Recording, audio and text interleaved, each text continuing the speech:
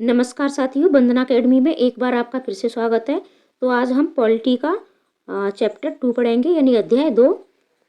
तो इसे आज हम पढ़ेंगे और ये हमारा चैप्टर है विविधता एवं भेदभाव। इससे पहले हमने विविधता क्या होती है इसके बारे में जानकारी कर ली है। हमने पढ़ लिया है कि पिछले पाठ में आपने विविधता के बारे में पढ़ा। कई बार जो लोग दूसरों से अलग होते हैं उन्हें चिढ़ाया जाता है, उनका मजाक उड़ाया जाता है, या फिर उन्हें कहीं गतिविधियों या समूहों में शामिल ही नहीं किया जाता है। अगर हमारे दोस्त या दूसरे लोग हमारे साथ ऐसा व्यवहार करें तो हमें दुख होता है, गुस्सा आता है और हम असहाय महसूस करते हैं। क्या आपने कभी सोचा है कि ऐसा क्यों होता है? इस पाठ में हम ये समझने की कोशिश करेंगे कि ऐसे अनुभव हमारे समाज से और हमारे आसपास मौजूद असमानताओं से कैसे जुड़े हुए हैं, यानी असमानताएं क्या होती हैं।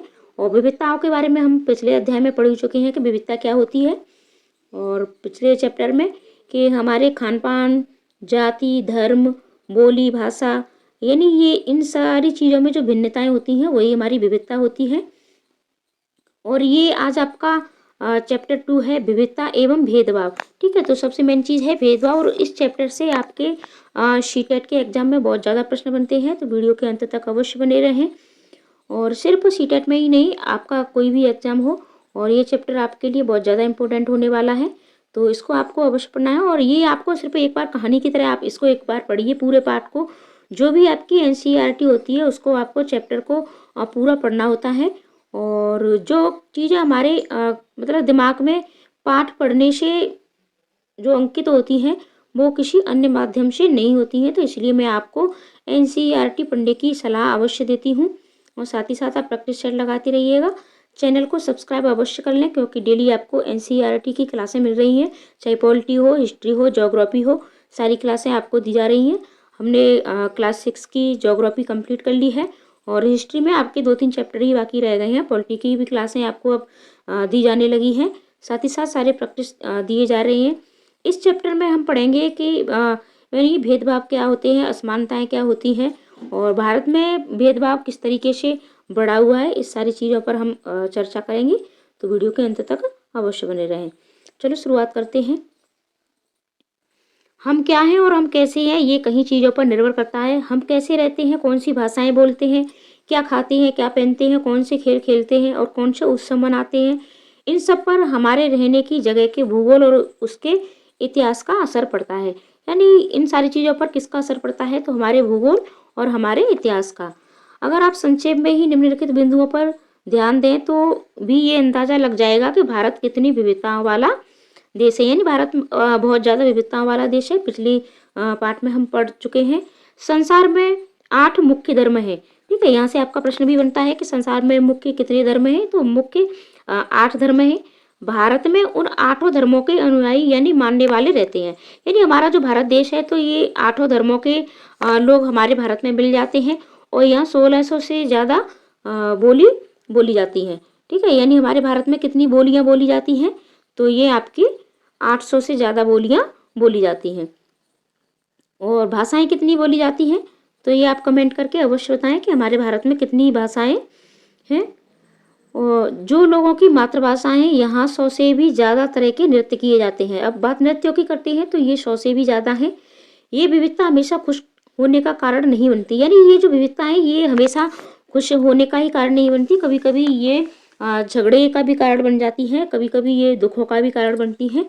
उन लोगों के साथ सुरक्षित एवं आश्वस्त महसूस करते हैं जो हमारी तरह दिखते हैं, बात करते हैं, कपड़े पहनते हैं और हमारी तरह सोचते हैं। कभी कभी जब हम ऐसे लोगों से मिलते हैं जो हमसे बहुत भिन्न होते हैं, तो हमें बहुत अजीब और अपरिचित लग सकते हैं। कई बार हम समझ ही नहीं पाते या जान ही नहीं पाते कि वे हमसे अलग क्यों हैं।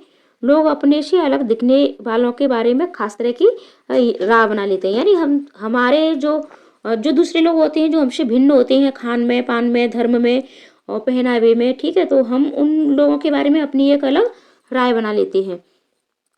और इस जो हम राह बनाते हैं इसी को हम क्या कहते हैं, इसी को हम पूर्वाग्रह कहते हैं। उन कथनों को देखिए जो आपको ग्रामीण एवं शहरी लोगों के बारे में सही लगे। जिन कथनों से आप सहमत हैं उन पर निशान लगाइए।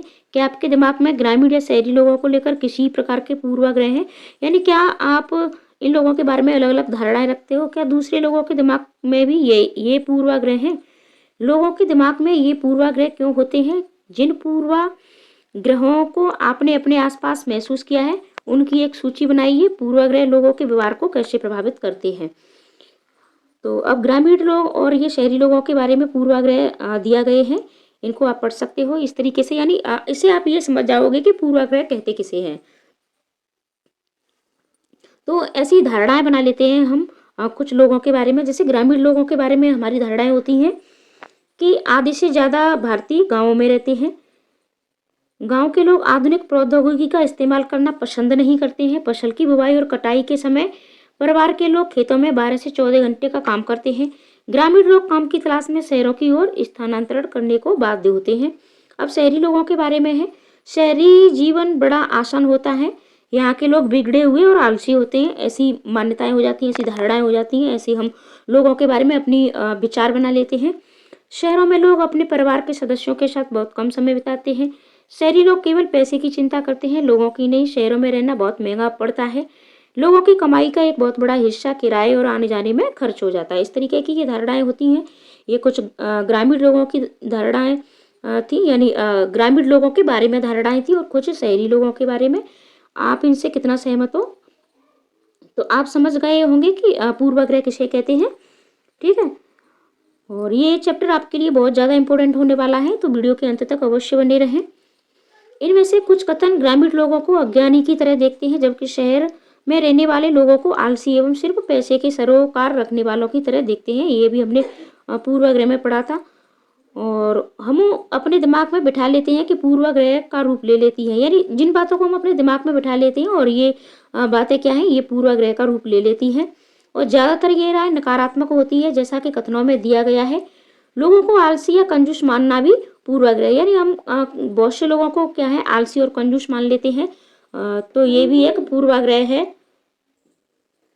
जब हम ये सोचने लगते हैं कि किसी काम को करने का कोई तरीका ही सबसे अच्छा और सही है, तो हम अक्सर दूसरों की इज्जत नहीं कर पाते और उसी काम को दूसरी तरह से करना पसंद करते हैं।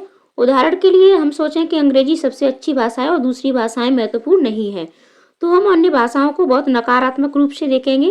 परिणाम स्वरूप हम उन लोगों की शायद इज्जत भी नहीं कर पाएंगे जो अंग्रेजी के अलावा अन्य भाषाएं बोलते हैं। यानी हमने ऐसी धारणा भी बना ली है, ज़्यादातर लोग ये सोचते भी हैं कि अंग्रेजी सबसे अच्छी भाषा है और जो अंग्रेजी बोलते हैं वो ज़्यादा पढ़े लिखे होते हैं, ज़्यादा इंटेलिजेंट होते हैं। हम कई चीज़ों के बारे में पूर्वाग्रही हो सकते हैं।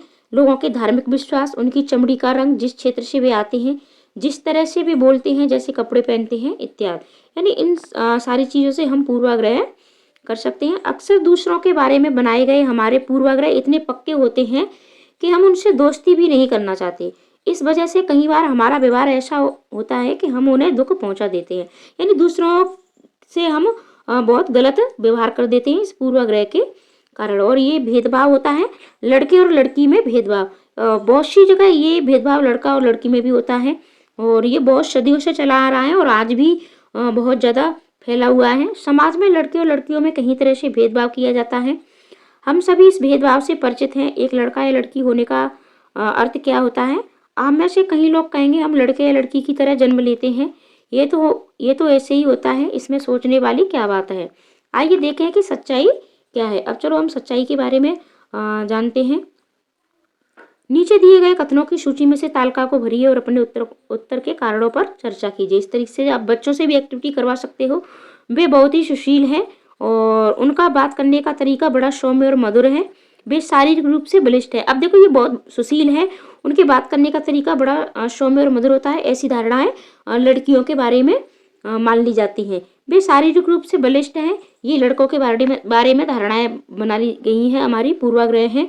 और वे शरारती होते हैं, ये भी लड़कों के बारे में कहा जाता है। वे नृत्य करने और चित्रकारी में निपुण हैं, ऐसी लड़कियों के बारे में है।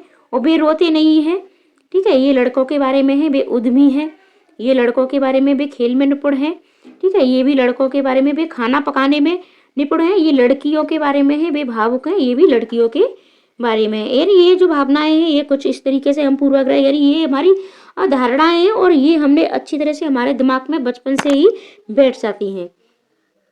और ये किस चीज़ को बढ़ावा देती हैं? ये भेदभाव को बढ़ावा देती हैं। लोग तरह तरह की बातें करते हैं। मैं लंगड़ाता हूँ, मेरी बोली लड़खड़ाती है, इसके अलावा और भी बहुत कुछ। कभी मैं उदास हो जाता हूँ तो कभी दुखी। लोग मेरा मजाक उड़ाते हैं, ये नई बात नहीं है, अगर तुम मेरी जगह होते तो क्या करते, ठीक है।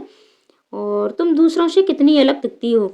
मैं एक इंसान हूँ, मुझे शर्म आती है, घूरती आंखों से मैं छिप जाना चाहती हूँ। और लड़कियों के बारे में लोगों का ये धारणा है। क्या उसका दिमाग सही है? सिर्फ इसलिए कि मेरी टांगें डगमगाती हैं, लोग सोचते हैं कि मेरा दिमाग भी डगमगाता है, ठीक है। ये इस तरीके से आप देख सकते हो। ऊपर के चित्रों में जो बच्चे हैं उन्हें पहले विकलांग कहा जाता था। इस शब्द को बदलकर आज उनके लिए जो शब्द प्रयोग किए जाते हैं वे हैं खास जरूरत वाले बच्चे। उनके बारे में लोगों के पूर्वाग्रहों को ये बड़े अक्षरों में दिया गया है, साथ में उनकी अपनी भावनाएं और विचार भी दिए गए हैं। ये बच्चे अपने से जुड़ी रूढ़बद्ध धारणाओं के बारे में क्या कह रहे हैं और क्या इस पर चर्चा कीजिए। आपकी राय में क्या खास जरूरतों वाले बच्चों को सामान्य स्कूल में पढ़ना चाहिए या उनके लिए अलग स्कूल होने चाहिए? अपने जवाब के पक्ष में तर्क दीजिएगा। आप बच्चों से भी इस तरीके से पूछ सकते हो, खुद भी ये सोच सकते हो। अगर हम इस कथन को लें कि भी रोते नहीं, तो आप देखेंगे कि ये गुण खासतौर पर लड़कों या पुरुषों के साथ जोड़ा जाता है। बचपन में जब लड़कों को गिर जाने पर चोट लग जाती है तो माता पिता एवं परिवार के अन्य सदस्य अक्सर ये कहकर चुप कराते हैं कि रो मत, तुम तो लड़के हो, लड़के बहादुर होते हैं, रोते नहीं। जैसे जैसे बच्चे बड़े होते जाते हैं वे विश्वास करने लगते हैं कि लड़के रोते नहीं है, ठीक है। इसी तरीके से आप देखोगे। और हालांकि लड़कों और लड़कियों दोनों का कभी कभी रोने का मन करता है, खासकर जब उन्हें गुस्सा आए या दर्द हो, लेकिन बड़े होने तक लड़के सीख जाते हैं कि अपने को सिखा लेती है कि रोना नहीं है, इस तरीके से। और उन्हें ऐसा भी लगता है कि अगर वो रोएंगे तो दूसरे लोग उन्हें क्या करेंगे, चिढ़ाएंगे या फिर उनका मजाक बनाएंगे। अब ये बहुत कॉमन सुशील मृदभाषी होती हैं, ऐसा लड़कियों के बारे में धारणाएं होती हैं, ठीक है। शुरू से ही उन पर ये बातें करने लगते हैं हम।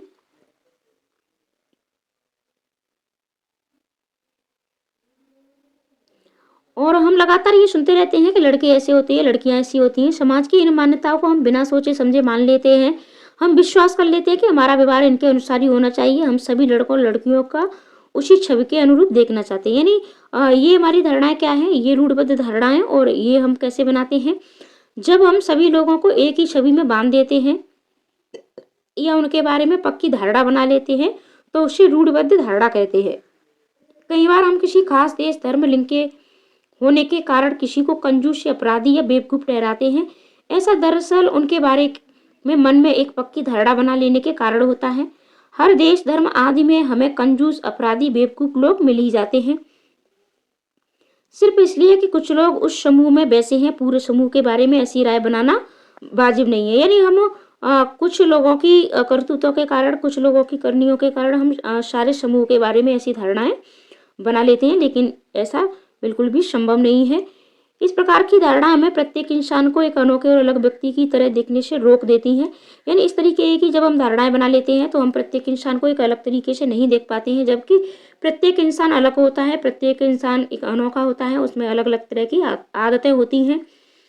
हम नहीं देख पाते कि उस व्यक्ति के अपने कुछ खास गुण और क्षमताएं हैं जो दूसरों से अलग हैं। रूढ़बद्ध धारणाएं बड़ी संख्या में लोगों को एक प्रकार के खांचे में जड़ देती हैं। जैसे माना जाता है कि हवाई जहाज उड़ाने का काम लड़कियां नहीं कर सकती, ठीक है। इन धारणाओं का असर हम सब पर पड़ता है। कई बार ये धारणाएं हमें ऐसे काम करने से रोकती हैं जिनको करने की काबिलियत शायद हम में हो। यानी लड़कियां भी ऐसे काम कर सकती हैं, लेकिन शुरू से ही उन्हें इस तरीके से बना दिया जाता है और वो ये कभी सोच भी नहीं पाती है कि हम इस तरीके का काम कर सकते हैं। आप ये देख पा रहे होंगे, ठीक है। इससे हम पहले देखते हैं, आगे बढ़ने से पहले, कि कुछ मुसलमानों के बारे में ये आम रूढ़बद्ध धारणा है कि वे लड़कियों को पढ़ाने में रुचि नहीं लेते, इसलिए उन्हें स्कूल नहीं भेजते।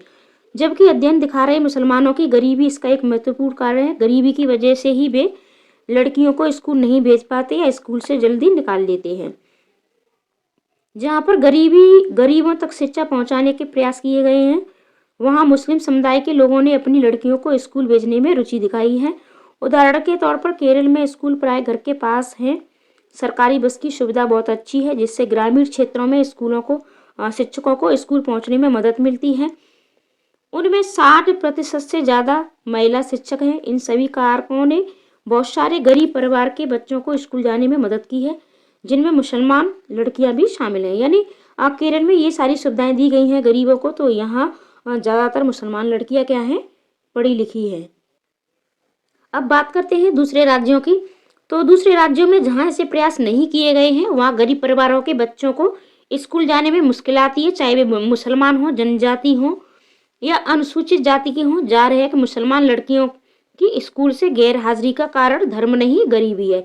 यानी हमने एक धारणा बना ली है कि मुसलमान लोग अपनी लड़कियों को नहीं पढ़ाते, जबकि ऐसा बिल्कुल भी नहीं है, ये एक गरीबी का कारण है।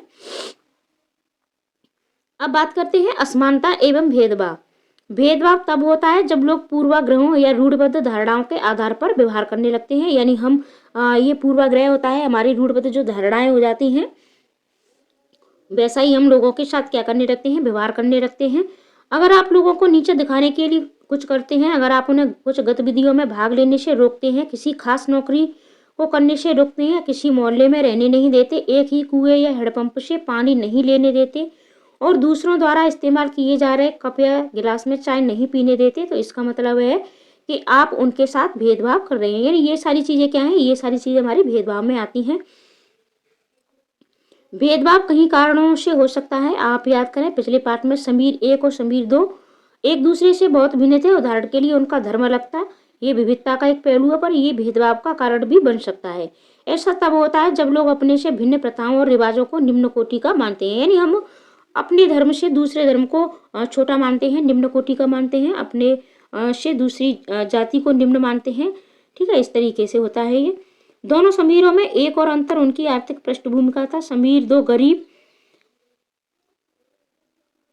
ठीक है, समीर 2 गरीब था और विविधता का पहलू नहीं है, ये असमानता है। बहुत लोगों के पास अपने खाने कपड़े और घर की मूल जरूरतों को पूरा करने के लिए साधन और पैसे नहीं होते हैं।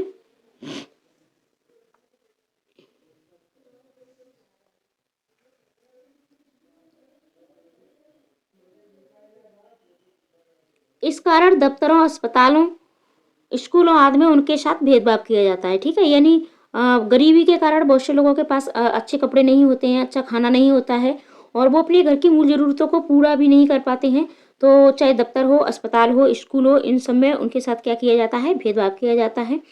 कुछ लोगों को विविधता और असमानता पर आधारित दोनों ही तरह के भेदभाव का सामना करना पड़ता है। यानी कुछ लोग होते हैं जो विविधता का भी सामना करते हैं और असमानता। ठीक है, एक तो इस कारण कि वे उस समुदाय के सदस्य हैं जिनकी संस्कृति को मूल्यवान नहीं माना जाता। ऊपर से यदि वे गरीब हैं तो उनके पास अपनी जरूरतों को पूरा करने के साधन नहीं है, तो इस आधार पर भी भेदभाव किया जाता है। ऐसे दोहरे भेदभाव का सामना कई जनजातीय लोगों, धार्मिक समूह और खास क्षेत्र के लोगों को करना पड़ता है। भेदभाव का सामना करने पर हम बात करते हैं, भेदभाव का सामना करने पर आप क्या क्या कर सकते हो। और आपको डेली अब तो चैनल पर सारी क्लासें एनसीईआरटी की मिल रही हैं, तो चैनल पर बने रहें। अगर आपने सारी वीडियो नहीं देखी हैं तो अपने पेपर को पहली बार में ही क्लियर करने के लिए आप प्लेलिस्ट में जाके सारी वीडियो एक साथ देखें और आपको 1 बाय 1 सारी क्लासें मिल जाएंगी और आपको पूरी एनसीईआरटी आपके पेपर तक करा दी जाएगी। तो चैनल पर बने रहें। साथ ही साथ मैं आपको सारी प्रैक्टिस सेट भी लगवा रही हूँ, तो प्रैक्टिस भी करते रहें और एनसीईआरटी अवश्य पढ़ते रहें। प्रैक्टिस लगाने से आपको अपनी तैयारी का लेवल पता चलता है और एनसीईआरटी पढ़ने से आपके दिमाग में ये सारी चीज़ें छप जाती हैं। तो इसलिए ये 2 कार्य आप अवश्य करते रहें और भी आपने जितनी भी पढ़ाई की है उस सब का रिवीजन एक बार अवश्य कर लें। और लास्ट के जो आपके 5 दिन बचते हैं उनमें आपको सिर्फ रिवीजन ही करना है। ठीक है, और जो भी आपका टॉपिक छूट गया है तो उस टॉपिक को भी आपको अपना अच्छे से कंप्लीट कर लेना है और पहली बार में ही सीटेट क्लियर करने का प्रयास कीजिएगा।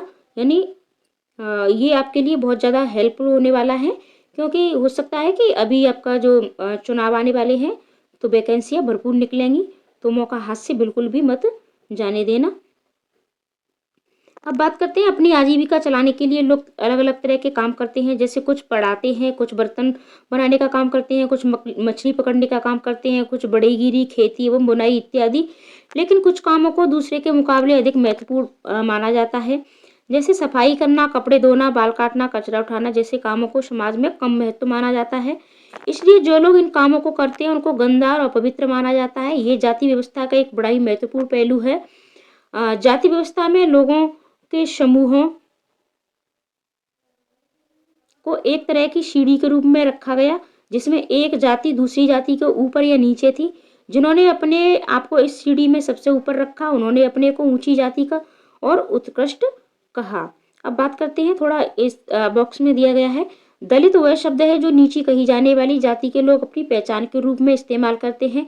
वे इस शब्द को अछूत से ज्यादा पसंद करते हैं। दलित का मतलब है जिन्हें दबाया गया, कुचला गया।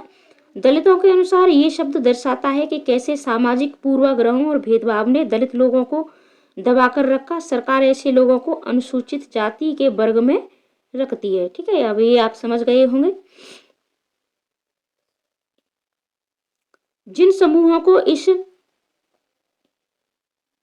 सीढ़ी के तले रखा गया उनको अछूत और अयोग्य कहा गया। जाति प्रथा के नियम एकदम निश्चित है। इन अछूतों को दिए गए काम के अलावा और कोई काम करने की इजाजत नहीं थी।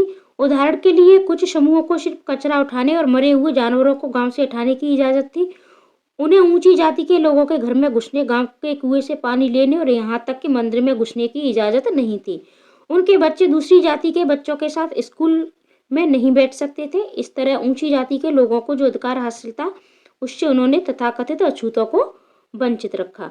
अब बात करते हैं डॉक्टर भीमराव अंबेडकर 1891 से 1956 को भारतीय संविधान के पिता एवं दलितों के सबसे बड़े नेता के रूप में जाना जाता है। डॉक्टर अंबेडकर ने दलित समुदाय के अधिकारों के लिए लड़ाई लड़ी थी। उनका महार जाति में जन्म हुआ था जो अछूत मानी जाती थी।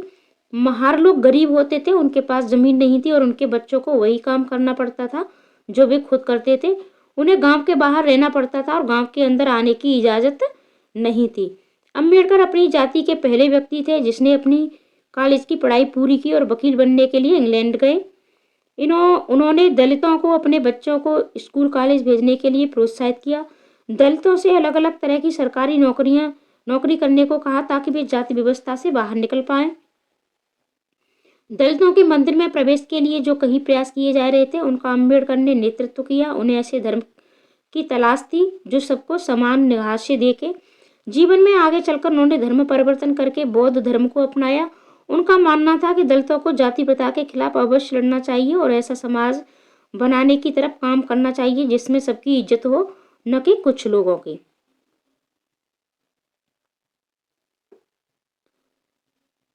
इस तरीके से आप बच्चों से प्रश्न पूछ सकते हो कि रूढ़िबद्ध धारणाओं एवं भेदभाव में क्या अंतर है। आपके अनुसार जिस व्यक्ति के साथ भेदभाव होता है उसे कैसा महसूस होता है, आप कमेंट करके अवश्य बताएं।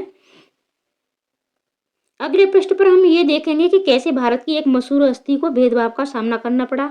यह भाग हमें कुछ ये समझने में मदद करेगा कि कैसे जाति के तहत बहुत बड़ी संख्या में भेदभाव के शिकार हुए। भारत के एक महान नेता डॉक्टर भीमराव अम्बेडकर ने जाति व्यवस्था पर आधारित भेदभाव के अपने अनुभवों के बारे में लिखा। ये अनुभव उनको 1901 में हुआ जब वे केवल 9 साल के थे। वे महाराष्ट्र में कोरेगांव में अपने भाइयों के साथ पिता से मिलने गए थे। बड़ी देर हमने इंतजार किया पर कोई नहीं आया। 1 घंटा बीत गया तो स्टेशन मास्टर पूछने आ गए। उन्होंने हमसे हमारे टिकट मांगे जो हमने दिखा दिए। उन्होंने पूछा कि हम वहाँ क्यों रुके हुए थे। हमने बताया कि हमें कोरेगांव जाना था और हम पिताजी या उनके नौकर के आने का इंतजार कर रहे थे, लेकिन दोनों में से कोई भी नहीं पहुँच पाया और हमें पता नहीं था कि कोरेगांव कैसे पहुँचते हैं। हमने बहुत अच्छे कपड़े पहन रखे थे। हमारे कपड़ों और बोली से कोई भी ये अंदाजा नहीं लगा सकता था कि हम अछूतों के बच्चे थे। निश्चय स्टेशन मास्टर को लगा कि हम ब्राह्मण बच्चे हैं और वे हमारी मुश्किल को देखकर बड़े परेशान हुए, जैसा कि हिंदुओं में होता ही है। स्टेशन मास्टर ने हमसे पूछा कि हम कौन हैं। बिना एक पल भी सोचे मेरे मुंह से निकल गया, हम महार हैं। बम्बई प्रांत में महार समुदाय को अछूत माना जाता था। उनको एकदम से धक्का लगा, वे भौचक्के रह गए। उनके चेहरे पर अचानक परिवर्तन हुआ। हमने देख लिया कि एक अजीब सी घृणा की भावना उन पर हावी हो गई थी। उन्होंने जैसे ही मेरा जवाब सुना वे अपने कमरे में वापस चले गए और हम वहीं के वहीं खड़े रह गए। 15-20 मिनट बीत गए। सूरज बिल्कुल छिप सा गया। पिताजी आए नहीं थे और नहीं उनका नौकर। अब स्टेशन मास्टर भी हमें छोड़कर चले गए। हम काफी घबराए हुए थे। यात्रा के शुरू में जो खुशी और उत्साह की भावना थी उसकी जगह अत्यधिक उदासी ने ले ली थी। आधे घंटे के बाद स्टेशन मास्टर लौटकर आए तो पूछा कि हम क्या करने की सोच रहे हैं। हमने कहा कि अगर हमें किराए पर एक बैलगाड़ी मिल जाती तो हम कोरेगांव जा सकते थे। अगर कोरेगांव ज़्यादा दूर नहीं हो तो हम फौरन निकलना चाहते थे। वहाँ किराए पर कहीं बैलगाड़ियाँ चल रही थी, लेकिन मैंने स्टेशन मास्टर को तो जवाब दिया कि हम महार हैं। उसका पता सबको चल गया था। कोई भी गाड़ीवान अछूत वर्ग की सवारी को ले जाकर अपने आप को गंदा और नीचा नहीं बनाना चाहता था। हम दुगना किराया देने को तैयार थे, पर हमें एहसास हुआ कि बात पैसे से नहीं बन सकती थी। स्टेशन मास्टर तो हमारे लिए गाड़ीवानों से मोलतोल कर रहे थे। चुपचाप खड़े हो गए। समझ नहीं आ रहा था कि क्या करें। यानी इस तरीके का भेदभाव डॉक्टर अम्बेडकर के साथ हुआ था। ये उस भेदभाव का एक वर्णन है, यहाँ से आप समझ सकते हो। ये बच्चों से आप प्रश्न पूछ सकते हो, ठीक है। कल्पना करके देखिए कि ये कितना मुश्किल होगा अगर लोगों को एक जगह से दूसरी जगह जाने नहीं दिया जाए, ठीक है। ये कितना अपमानजनक और दुखदायी होगा अगर आपसे दूर दूर रहें, आपको छूने से मना करें, आपको पानी नहीं पीने दें। छोटी सी घटना दिखाती है कि एक कैसे गाड़ी से एक से दूसरी जगह जाने के साधारण काम की सुविधा भी इन बच्चों के पास नहीं थी। अब बात करते हैं समानता के लिए संघर्ष। ब्रिटिश शासन से आज़ादी पाने के लिए जो संघर्ष किया गया था, उसमें समानता के व्यवहार के लिए किया गया संघर्ष भी शामिल था। दलितों, औरतों, जनजाति लोगों और किसानों ने अपने जीवन में जिस गैर बराबरी का अनुभव किया, उसके खिलाफ उन्होंने लड़ाई लड़ी। यानी ये सारी जातियां थी, इन सब के साथ क्या था, भेदभाव हुआ था। चाहे वो औरतें हों, चाहे वो जनजाति लोग हों, चाहे दलित हों, चाहे हमारे किसान हों। जैसा कि पहले भी बात हुई है, बहुत सारे दलितों ने संगठित होकर मंदिर में प्रवेश पाने के लिए संघर्ष किया। महिलाओं ने मांग की कि जैसे पुरुषों के पास शिक्षा का अधिकार है, वैसे उन्हें भी अधिकार मिले। किसानों और दलितों ने अपने आप को जमींदार और उनकी ऊंची ब्याज की दर से छुटकारा दिलाने के लिए संघर्ष किया। 1947 में भारत जब आज़ाद हुआ और एक राष्ट्र बना, तो हमारे नेताओं ने समाज में व्याप्त कई तरह की असमानताओं पर विचार किया। संविधान को लिखने वाले लोग भी इस बात से अवगत थे कि हमारे समाज में कैसे भेदभाव किया जाता है और उसके खिलाफ किस तरह संघर्ष किया है। कई नेता इन लड़ाइयों के हिस्सा थे, जैसे डॉक्टर अंबेडकर। इसलिए नेताओं ने संविधान में ऐसी दृष्टि और लक्ष्य रखा जिससे भारत में सभी लोगों को बराबर माना जाए। समानता को एक अहम मूल्य की तरह माना गया, जो हम सभी को एक भारतीय के रूप में जोड़ती है। प्रत्येक व्यक्ति को समान अधिकार, समान अवसर प्राप्त हैं। अस्पृश्यता यानी छुआछूत को अपराध की तरह देखा जाता है। यानी आज हम अस्पृश्यता यानी छुआछूत को एक अपराध माना जाता है और हम किसी के साथ भी ये नहीं कर सकते हैं।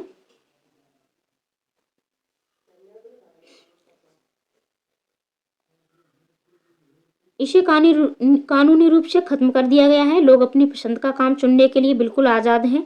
नौकरियां सभी लोगों के लिए खुली हैं। इन सब के अलावा संविधान ने सरकार पर यह विशेष जिम्मेदारी डाली थी कि वह गरीब और मुख्य धारा से अलग थलग पड़ गए समुदायों को इस समानता के अधिकार के फायदे दिलवाने के लिए विशेष कदम उठाए। हालांकि हमारे संविधान में इन विचारों पर जोर दिया गया है, पर यह पाठ इसी बात को उठाता है कि असमानता आज भी मौजूद है। समानता वह मूल्य है जिसके लिए हमें निरंतर संघर्ष करते रहना होगा। भारतीयों के लिए समानता का मूल्य वास्तविक जीवन का हिस्सा बने, सच्चाई बने। इसके लिए लोगों के संघर्ष, उनके आंदोलन और सरकार द्वारा उठाए जाने वाले कदम बहुत जरूरी हैं। भारत का संविधान लिखने वाली समिति के कुछ सदस्य, इन्हें आप देख पा रहे होंगे। संविधान के लेखकों ने यह भी कहा कि विविधता की इज्जत करना, उसे मूल्यवान मानना समानता सुनिश्चित करने में बहुत ही महत्वपूर्ण कारक हैं। उन्होंने ये महसूस किया कि लोगों को अपने धर्म का पालन करने, अपनी भाषा बोलने, अपने त्यौहार मनाने, अपने आप को खुले रूप से अभिव्यक्त करने की आज़ादी होनी चाहिए। उन्होंने कहा कि कोई एक भाषा, धर्म या त्यौहार सबके लिए अनिवार्य नहीं बनना चाहिए। उन्होंने जोर दिया कि सरकार सभी धर्मों को बराबर मानेगी। इसीलिए भारत एक धर्मनिरपेक्ष देश है जहाँ लोग बिना भेदभाव के अपने धर्म का पालन करते हैं। इससे हमारी एकता के महत्वपूर्ण कारक के रूप में देखा जाता है। हम इकट्ठे रहते हैं और एक दूसरे की इज्जत करते हैं। ये हमारे भारत की उद्देश्य का है, हमारे संविधान की, ठीक है। और यहाँ से प्रश्न आपके बन भी जाते हैं कि प्रस्तावना में किस किस की बात की गई है, इसे आप देख पा रहे होंगे। आप इसका स्क्रीनशॉट भी ले सकते हो और फिर इसे आप अवश्य, आपको ये उद्देश्य का यानी ये प्रस्तावना याद होनी चाहिए। संविधान में पहला प्रश्न जिसमें स्पष्ट कहा गया है कि सभी भारतीयों को समान प्रतिष्ठा और समान अवसर प्राप्त हैं, और ये आपके अभ्यास प्रश्न हैं, इन्हें आप देख सकते हो। तो मिलते हैं अगली वीडियो में अगले चैप्टर के साथ। पूरी वीडियो देखने के लिए धन्यवाद। वीडियो को शेयर भी अवश्य कर दें और लाइक कमेंट करना बिल्कुल ना भूलें।